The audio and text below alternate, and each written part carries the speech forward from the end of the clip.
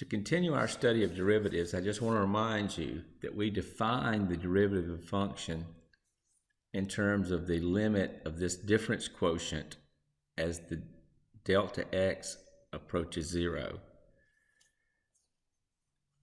That's called the limit definition of the derivative. You might be able to imagine how difficult some of these problems would be if we had to calculate every derivative using this definition. Fortunately for us, we won't need to. It turns out that if we use a little bit of algebra, we can take this limit definition in special cases and derive derivative formulas that are much more easy to apply than going back to the limit definition of derivative. So that's very lucky for us. Before tackling those formulas, though, it might be time to remind you again that there is no single symbol that means derivative. It depends on the function you use and the text you're looking at. There's several of them. So I just want to remind you, we introduced this f prime of x notation, but you also have things like dy over dx. If the function is called y, you can call it dy over dx, or you can call it y prime. You also have ways of writing it that's slightly different. Anytime you see this d over dx in front of something, it's asking for a derivative. And sometimes you even see the capital D with the subscript of x in front of something. All of those mean derivative. I will have to say, at least for what we're doing, you're probably going to find the f prime dy over dx and the y prime to be the most common ways that we'll be writing the symbol for derivative. But keep in mind, there are many ways, and you sort of look for clues when you see these symbols. Now let's go ahead and get started. We want to derive these formulas. Actually, we're not going to derive them. They could be derived, but we're just going to present them and use them. We're interested in finding ways of getting these derivatives without always having to go back to this limit definition, which is going to be tedious at best. Here's the first one. It's called the constant rule. The constant rule says that the derivative of a constant function is 0. Now, what is a constant? A constant is just a real number. It's like 5, or 3/2, or the square root of 2, or negative 17. Those are constants. The constant rule says the derivative of a constant is always 0. If you think about it a minute, that makes perfect sense, because think back to your algebra when you drew the equation of a horizontal line. It was always given by y equal to some number. So y equals 7 would be a horizontal line that's 7 units above the x-axis. So y equal to a constant is just a horizontal line, and of course we learned that the derivative is the slope, and that would be 0. So it makes perfect sense. The derivative of a constant is always 0. Again, I just sort of sketched it out there. A horizontal line is always given by y equal to a number, and that derivative, of course, would be 0 because the slope of a horizontal line is 0. So that's the first and simplest of our derivative formulas. Let's do a couple of examples just to beat it into your head how simple this really is. If you've got y equals 7 and are asked to find the derivative, it's going to be 0. If you're given f of x equals 0, 0 is a constant, its derivative is 0. Y equal 2 is a constant, its derivative is 0. G of t is equal to negative 3/2, negative 3/2 is a constant, its derivative is 0. The derivative of a constant is always 0. Another rule, it's called the power rule. Actually, this text calls it the simple power rule.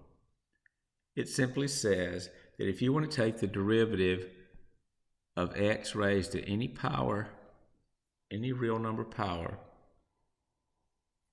you simply take the exponent and bring it down as a coefficient. So the exponent becomes the coefficient, and then you take the exponent, which used to be n, and take 1 away. So the power rule says to take the derivative of power, you bring the power out front as a coefficient and then drop the power down by 1. Simple enough. You bring down the original power, put it in front, then reduce the original exponent by 1. For example, if I gave you the function f of x equals x cubed, then all you would need to do is bring the exponent of 3 out front and drop the 3 down to a 2. Simple, right? If y equals x to the 27th, derivative, bring the 27 out front, drop the 27 in the exponent down to a 26. Isn't it nice to have these shortcut formulas and not have to go back and try to do these by the definition? I don't really think you appreciate how much work that would be to do these problems by the definition. What about this? Negative exponents. You're going to see them all through the semester, so get used to them. If y is equal to x to the negative 2, then you bring the negative 2 out front as a coefficient, and you reduce the power by 1. Well, when you take 1 away from negative 2, you get negative 2 minus 1 becomes negative 3.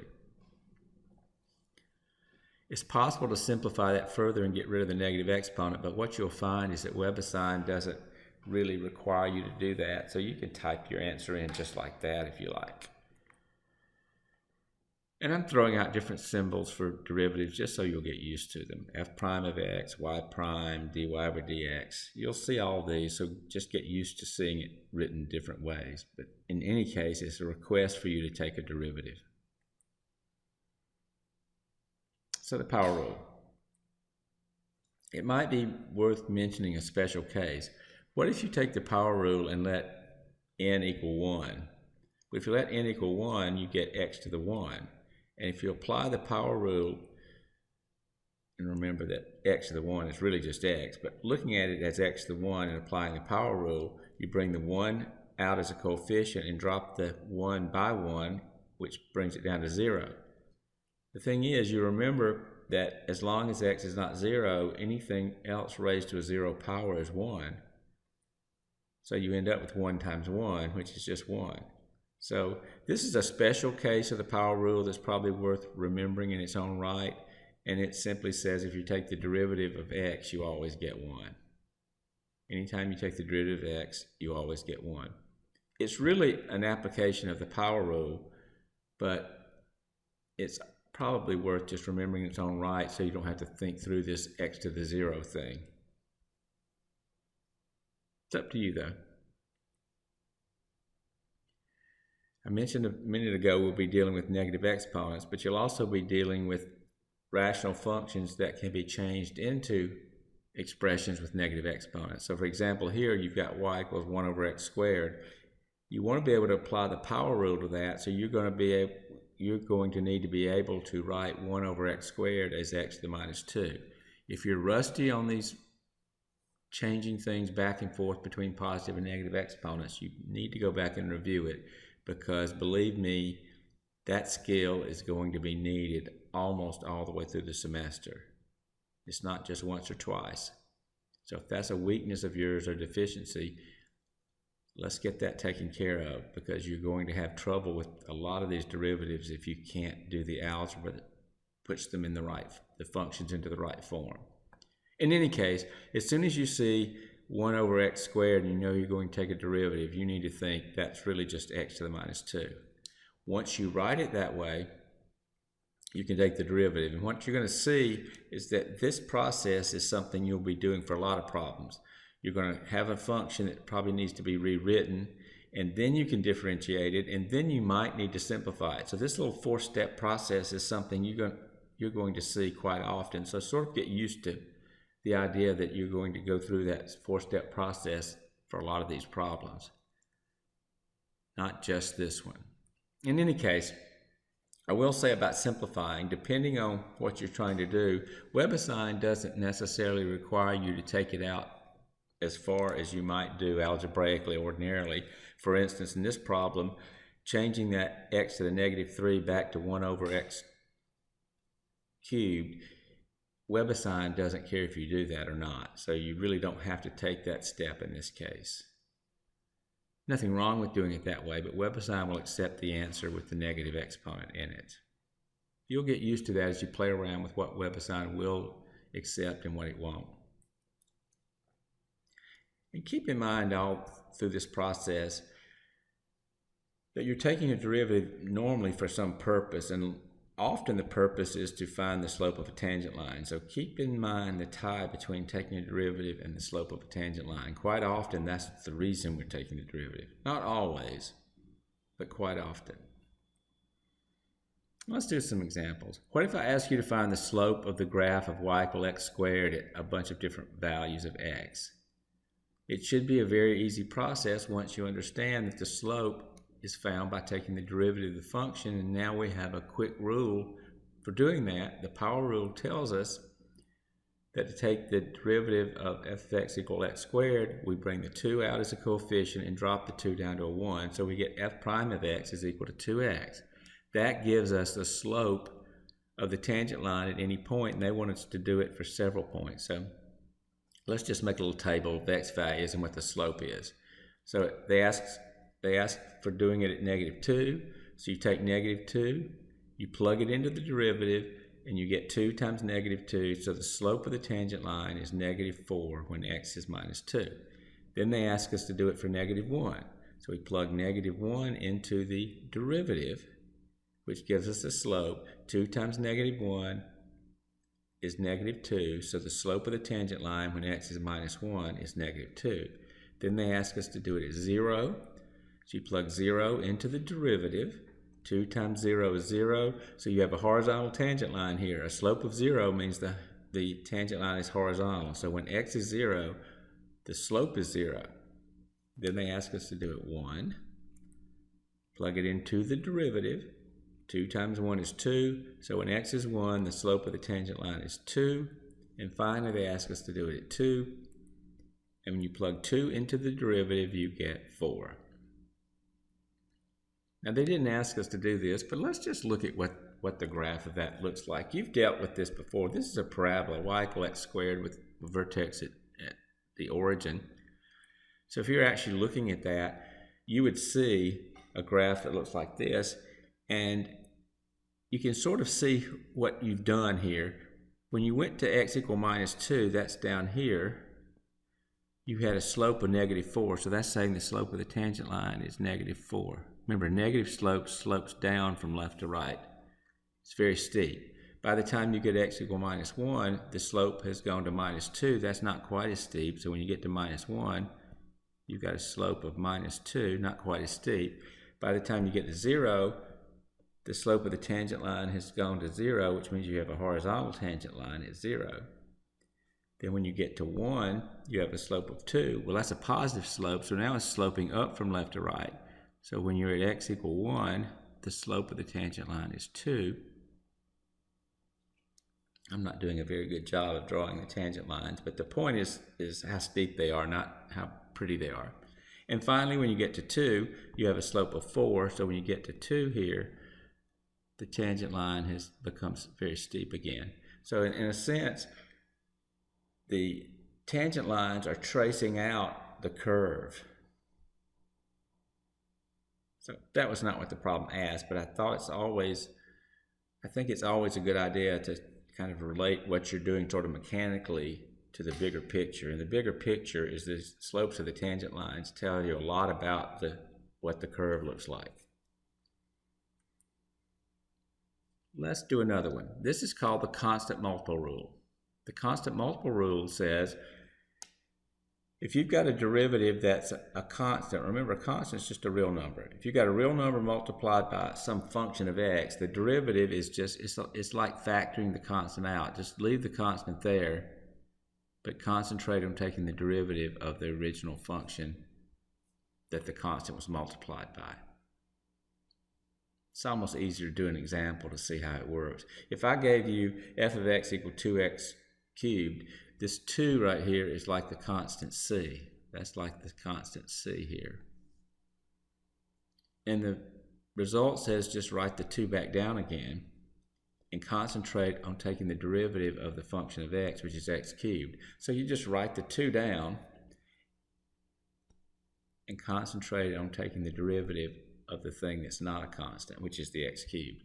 The power rule tells you that the derivative of x cubed is 2x is 3x squared. Bring the 3 down front and reduce the 3 to a 2. And then, of course, 2 times 3 is 6. So you end up with 6x squared. So the constant multiple rule gives you a quick way of taking the derivative of a number multiplied by a function. You just leave the number there as a multiple and concentrate on taking the derivative of the function.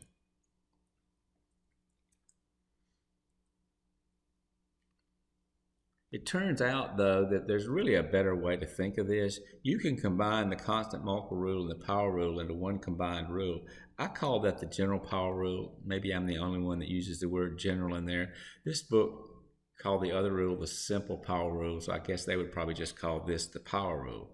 But I typically call the other one the power rule and call this the general power rule.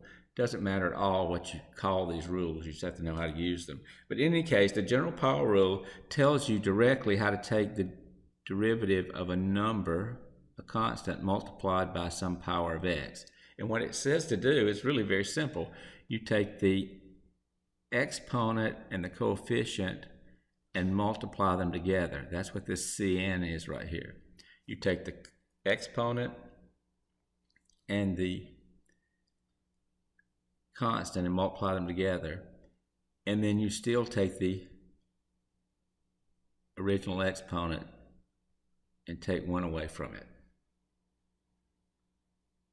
So the general power rule says when you have a number multiplied by x to a power, you take the power and the coefficient and multiply them together. That becomes the new coefficient, and you still drop the power down by 1. It's again simpler to talk about an example than the general rule. For example, if I gave you f of x equals 4x cubed, you would simply take the 3 and the 4 and multiply them together and put it in the coefficient position, and then you take that 3 and drop it by 1 and make it into a 2. Very simple. There's a special case of this when n is equal to 1, just like there was a special case before. If you let n equal 1, you end up with just cx to the 1, which is just cx. And anytime you have a number times x, its derivative is going to just be the number. Remember, the derivative of just x was 1, but the derivative of number times x is just the number. So if I gave you the function f of x equals 4x, then the derivative would be 4. And if you think about it, that makes perfect sense because y equals 4x is a straight line with a slope of 4, and the derivative represents the slope. So, of course, the slope would be 4, so the derivative has to be 4. So the derivative of a number times x is just a number. It's just that coefficient, which is a real number. Let's do some examples. Suppose you have 5 over the quantity 2 times x cubed. If you want to rewrite that so that you can use the power rule, you have to realize that this x cubed in the denominator becomes an x to the minus 3 if you put it up top. If your algebra skills are weak, you've got to correct that because it's going to cause you more trouble than any of the calculus stuff. Power rule then says you take the exponent, multiply it times the coefficient, so that's what you're doing here, and you reduce the power by 1.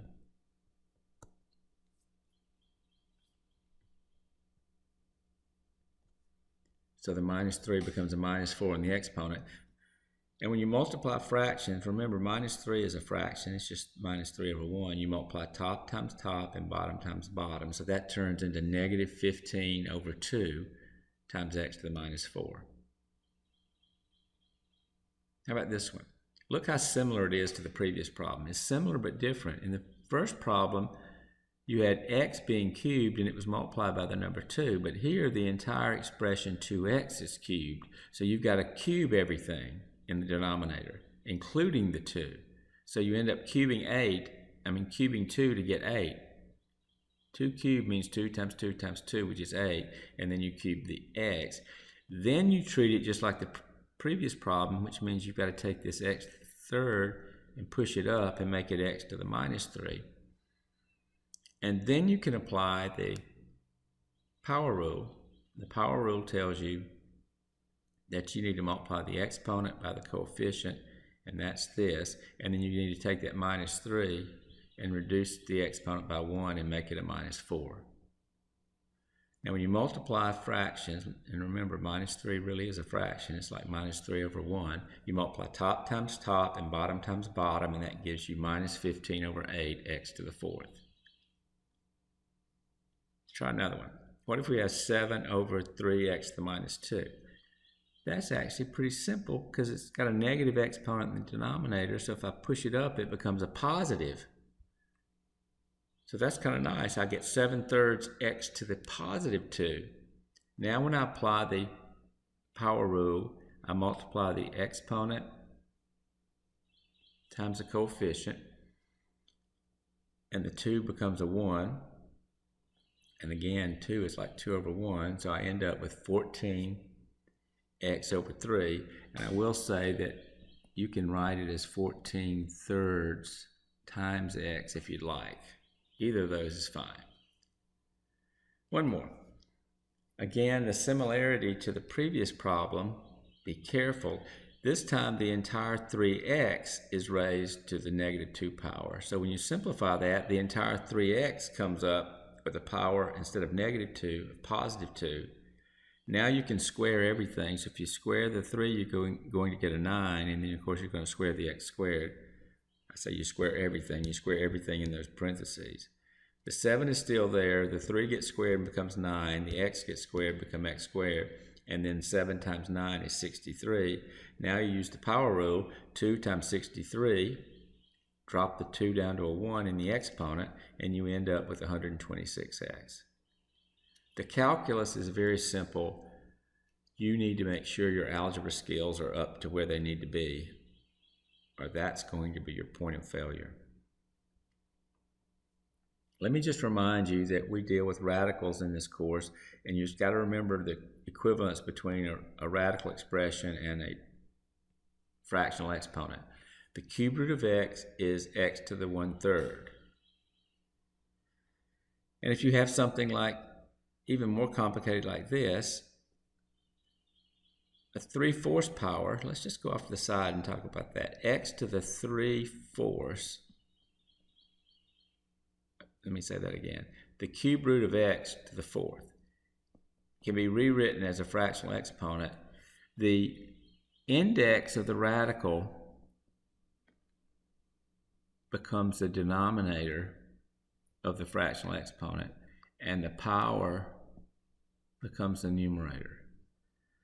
That's how you rewrite something as a fractional exponent. So sort of to expand on this, they sort of went from one step to the end. If you start off with y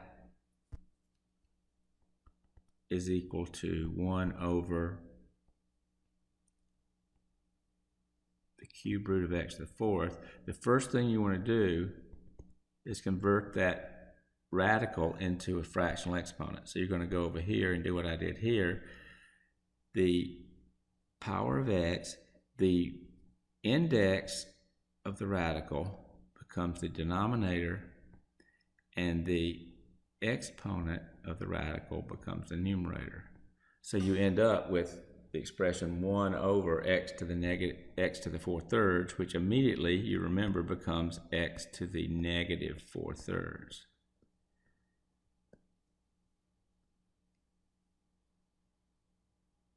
So this problem sort of just went from here to here, but there are really some steps involved, so I wanted to break it out.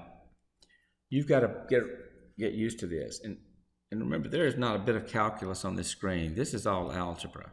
It's the algebra you need in order to do the calculus.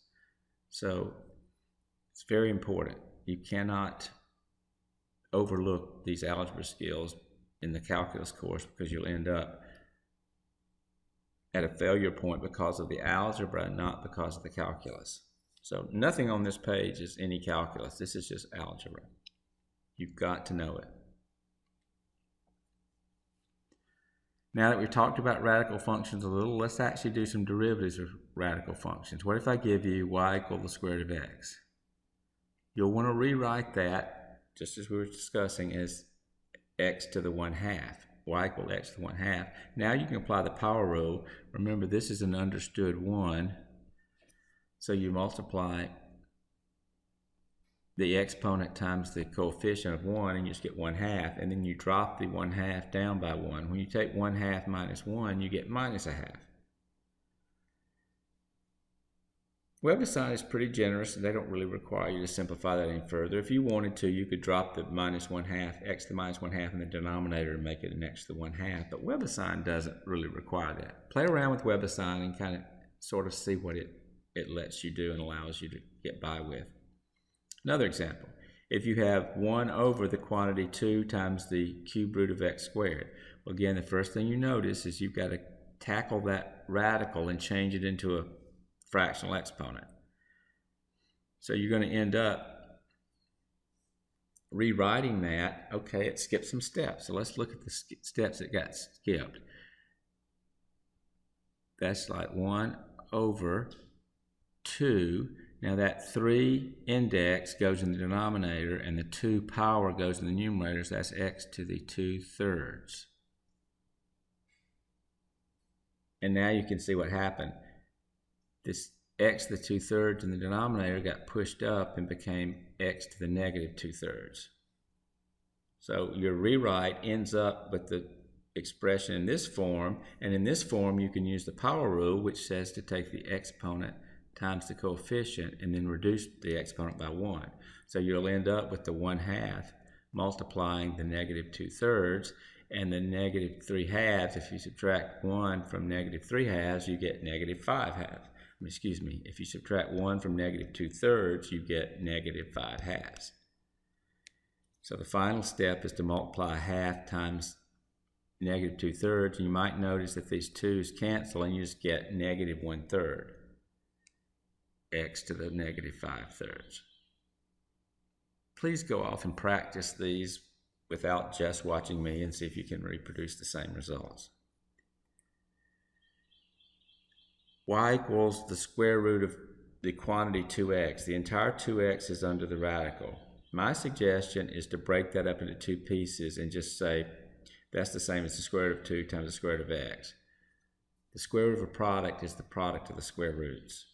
But once you get it into the form that I just wrote it in, now you can take the variable radical, the part involving the variable, and write that as x to the 1/2.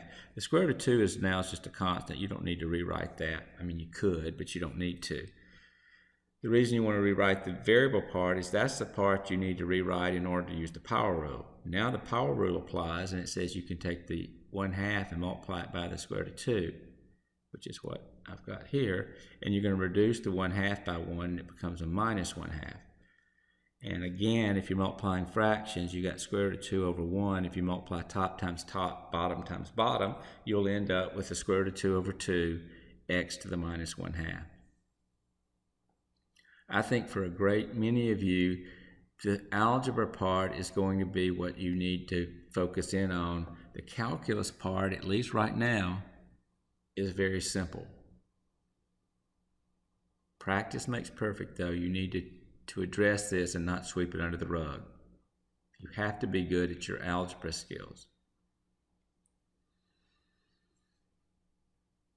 If I ask you to take the derivative of this, you could probably just pop it in here like this and say that's it without even giving it a second thought. The derivative of 3x is 3 by the power rule. The derivative of 2x cubed is 6x squared, and you just add them together. And that would be correct, but we actually haven't had a rule that says you can do that. I'm not going to belabor that because it's the most natural thing to do, and I don't think people make mistakes because they don't understand that. But I do want to say that it is a formal rule. When you're taking the derivative of 2 things added together, you can just take each derivative separately and add them. And the same goes with subtraction. If you've got a function minus a function and you want to take its derivative, you can take each function separately and just subtract the 2 derivatives. It's a natural thing to do, and I think if I never mentioned it, no one would ever miss a problem because of it. But I did want to throw that out, that it really is legitimate to do that. How about this? Let's find the equation of the tangent line to this graph right here. It's a 4th degree polynomial. at the point -1, -3/2. What do? It says equation of a tangent line. And what you probably remember from algebra is in order to have an equation of a tangent line, you need a slope and a point. Well, they gave us the point, but what we're missing is the slope. How do you find the slope of a tangent line? You take the derivative. So your thought process starts to move in that direction. I need to take the derivative.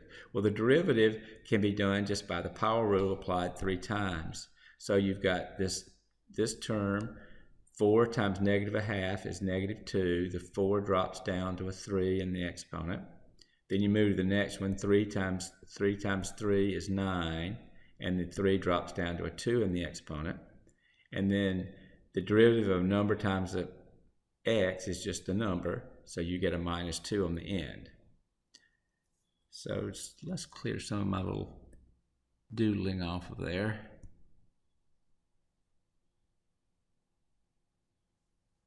G prime of x then is -2x cubed plus 9x squared minus 2.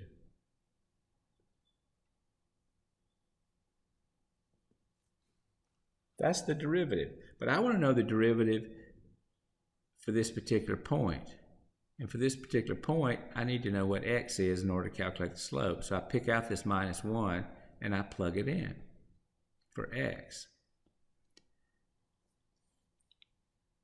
What do I get? The -1 goes in here and here. When you cube -1, you get -1. When you square -1, you get +1. So you end up with a -1 times a -2, which is +2, and then you end up with a +1 times a 9, which is 9, and then you got that -2, and of course that is equal to 9.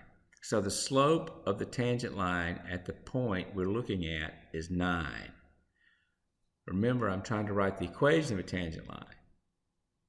So I want to go to the point slope form and use the slope that I just found of 9. That's the slope. And the point, that's the x sub 1, y sub 1 in the standard formula for the point slope form. And plug those things in. So the 9 goes in as the slope. The -1 goes in as the x sub 1. And the -3/2 goes in as the y sub 1.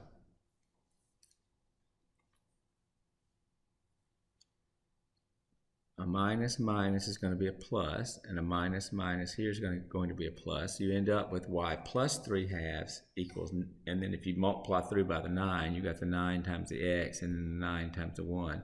You get 9x plus 9. And if you subtract 3/2 from both sides, and I will actually take the time to do this just to make sure you've got to have these algebra skills. If you do this, you've got to think of 9 as 18/2, and 18/2 minus 3/2 is 15/2.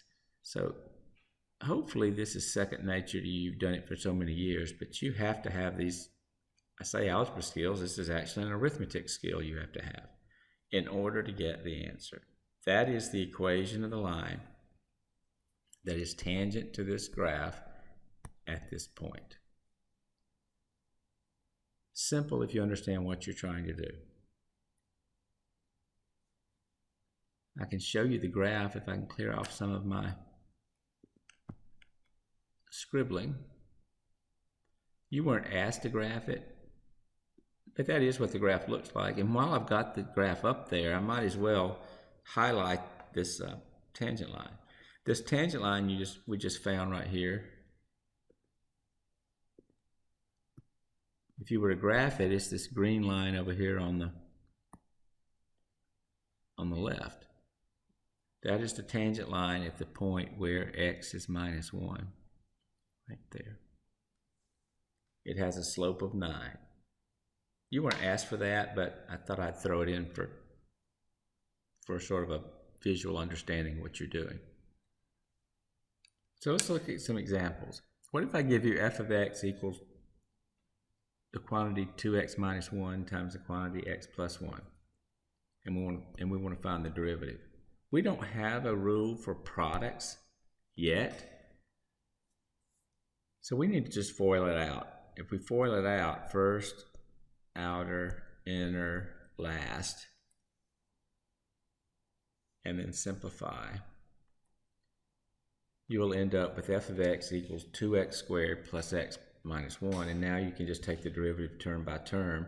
The derivative of 2x squared by the power rule is 4x. Remember, the derivative of x is just 1. If you want to think of that as x to the 1 and do the power rule and go through the x to the 0 stuff, you can. But simplest way is just to remember that the derivative of x is always 1, and the derivative of constant is always 0. So the derivative is 4x plus 1. This has to become second nature to you. So another example. Find the point at which the graph of the function y equals x squared plus 10x has a horizontal tangent line. Horizontal tangent line means slope equals 0. You have to pick up on that. The slope of the tangent line is the derivative. So that immediately tells us I've got to take the derivative of that and set it equal to 0. Horizontal tangent line, slope 0. You need to immediately make that connection in your brain. So I want to take that derivative and then I want to set it equal to 0. And then of course I'll solve for x. So the derivative by the power rule is going to be 2x plus 10. I want to set it equal to 0 and solve for x. And I get x equals minus 5. That gives me the point where x is minus 5, but I don't know what y is yet. Well, how do I find y? Well, here's the expression for y here. All I've got to do is take the minus 5 and plug it in for x. And when I do that, I get a minus 5 quantity squared, which is going to be a positive 25, and I get 10 times negative 5, which is negative 50, so I end up with 25 minus 50 is negative 25. So that's the y value that I'm looking for. So the point where the horizontal tangent line has a 0 slope is the point negative 5, negative 25. Go practice this and practice your algebra skills, and I promise you, if you can bring your algebra skills up to where they need to be, if they aren't there, it's going to help you out through the entire semester.